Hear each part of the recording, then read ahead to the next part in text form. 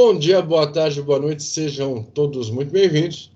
Rodrigo Orso aqui junto com o Arthur Rossi para trazer para vocês um filme que está todo mundo falando, um filme interessante, um filme diferente dentro do seu nicho, dentro da sua proposta, um filme baseado em fatos, porém é baseado em fatos, quer dizer, tem uma adaptação cinematográfica, tem uma novelização, uma romantização aí dos fatos, mas é um filme que me agradou bastante, até por ver o Russell Crowe num papel diferente, fazendo esse misto de ação com terror, com drama, você tem uma pitada ou outra de comédia. Nós estamos falando do Exorcista do Papa, um filme que eu assisti, eu indiquei para o Arthur, então eu quero começar ouvindo dele como foi para ele visitar essa primeira parte, porque já é visto que nós teremos aí uma trilogia, uma vez que o filme termina já dando todos esses indícios para a gente na cara dura. E aí, Arthur? Antes de tudo, obrigado pela recomendação. É um filme interessante. Assim como você falou, né? Como ele é baseado em fatos, ele tem aquela adaptação dele ali, aquela licença poética para poder modificar alguma coisa, enfeitar outras. Confesso que, sendo bem crítico, em alguns pontos acho que ficou um pouco exagerado para o quanto eu gostaria de ver ali, mas não estragou a minha experiência com o filme nem nada. Inclusive, é um filme sobre uma temática que ultimamente eu não tenho visto bons filmes com essa temática. Tudo tem estado muito, sei lá, mais do mesmo. Eu achei que ele puxou um pouco mais uma vertente mais antiga de alguns filmes mais antigos desse tema. Inclusive, mostrou também, né, como a igreja, no caso a Igreja Católica, estava vendo, né, enxerga essa temática. Claro, da maneira ainda romantizada, não 100% precisa, mas de cercar antes, poxa, mas já foi no médico, já viu? Porque para muita gente as pessoas vão chegar achando, não, pô, já acha que é demônio. Nem sempre, muitas vezes, quando estão fazendo esse tipo de trabalho, eles checam se existe algum... A pessoa está mentindo, algum histórico de transtorno da pessoa e tudo mais. Isso mesmo eles narram durante o filme, eu achei bem interessante citar, porque é uma coisa que não necessariamente vai agregar muito ao filme, mas passa um pouco mais de sensação de que algumas coisas ali fazem mais sentido, mais credibilidade dentro do filme. Isso. E eles fizeram isso, sabe? Eles fizeram um deverzinho de casa bacana. Isso eu achei bem legal. Agora falando um pouquinho sobre o filme mais, sobre a história do filme, conta a história de um padre que ele faz trabalho de exorcismo, porém ele é um padre, digamos, não tão convencional. Ele não faz um exorcismo da maneira que, vamos dizer assim, a igreja gostaria que ele fizesse. Cheio de, não, tem que ver. Ele fala, pô, tem um problema para resolver ali? Pá, resolve. Ele é desse, vai lá e resolve na hora. E isso nem sempre agrada o clero. Tanto que ele é convocado por causa de um método que ele utilizou para poder remover o demônio de uma pessoa.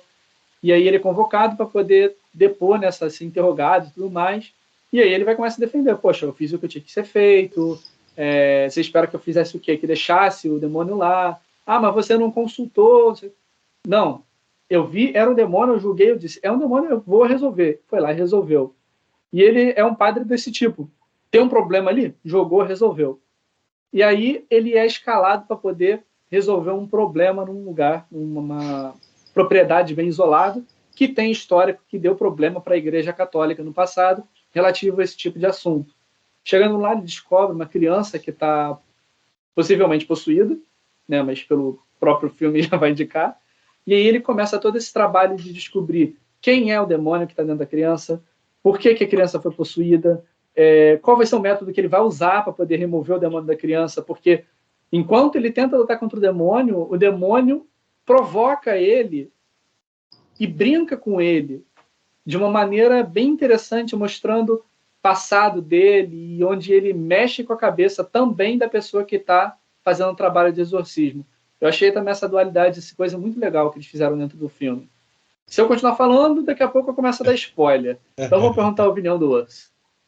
Seguinte, Arthur, legal os pontos que você colocou. Realmente faz muito sentido e tem muito a ver, parte disso, com a minha experiência também. É interessante ver o Russell Crowe, ele é quase como se ele fosse um Constantine da vida real. Então ele só se reporta ao Papa. O Papa é o cardeal dele, o Papa que coordena as ações dele, e é só ao Papa que ele tem que dá satisfação. Então, quando ele é chamado nesse conselho para justificar as ações dele, ou para explicar o porquê disso, o porquê daquilo, ele olha para o pessoal e fala: meu, eu não tenho que reportar nada para vocês, eu não devo satisfação nenhuma para vocês. Vai falar com o meu chefe, que é o chefe da Igreja Católica Mundial, que é o Papa. Então, ele coloca toda essa a mecânica da politicagem que tem por trás do Vaticano no chinelo. Ele está ali para fazer o que tem que ser feito. Então, às vezes, não da forma que os outros fariam, não seguindo as cartilhas tradicionais, mas o Papa confia nele para fazer o serviço. Então, é aquela coisa, você não pode, oficialmente eu não posso te falar para fazer isso. Agora, vai lá e faz. Você só me fala se foi feito ou não. Então, ele é um cão de caça nesse sentido. Bacana realmente essa temática. Filme de exorcismo tem aos montes ultimamente. Todos muito genéricos, todos muito parecidos. Ele trabalhou de uma forma mais interessante por trabalhar isso realmente, por trazer o lado humano das pessoas à tona.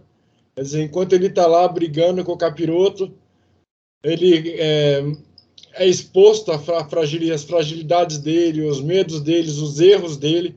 Ele tem que ser acima de tudo isso, ele tem que se manter forte acima de tudo isso para conseguir enviar o capiroto para o raio que o parta. Essa família que está acometida com essa entidade herdou uma basílica que eles estão reformando, que eles tenham planejado vender. É uma mulher que vai com os filhos, ela teoricamente não está bem das pernas, ela precisa vender aquilo para poder seguir a vida. E aí os filhos não gostam de estar ali. Adolescente, né? Adolescente fazendo o que adolescente faz de melhor. Então, as coisas começam a tomar um outro rumo quando o capiroto fala: peraí, não vai ficar barato, não.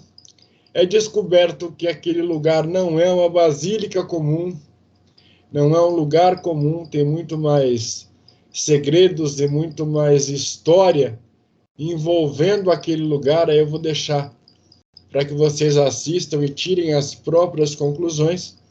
Como eu disse na intro, nós vamos ter uma trilogia e nós temos também na Netflix um documentário do verdadeiro padre que inspirou esse filme. Então, se você gostou, se você quer saber mais, dá uma fuçada lá na Netflix. Se assistiu esse filme, deixa aqui no comentário o que você achou, como foi para você. E é a primeira das muitas indicações dos novos filmes que nós estamos trazendo aí. Arthur, mais alguma coisa que você queira complementar? Não, você falou tudo. Então, é nóis, valeu! Valeu!